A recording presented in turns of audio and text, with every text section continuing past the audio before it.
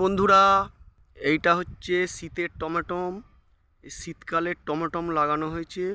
পরিচর্যার কারণে এই টমেটমটা সেভাবে ফলন হয়নি।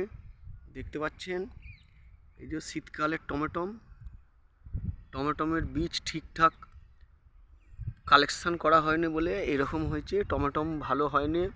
দেখতে পাচ্ছেন, শীতকালীন ফসল এটা, শীতের টমেটম। এবছর টমেটম একদমই ভালো হয়নি।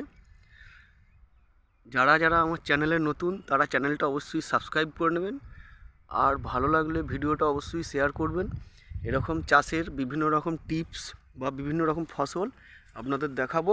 এই দেখুন, এটা হচ্ছে লাউ শাক, মাটির লাউ শাক চাষ, পাশে কলমি শাক, এই যে টমেটম, পালং, এই যে পাশে কলমি শাক দেখতে পাচ্ছেন, কলমি শাক চাষ হয়েছে।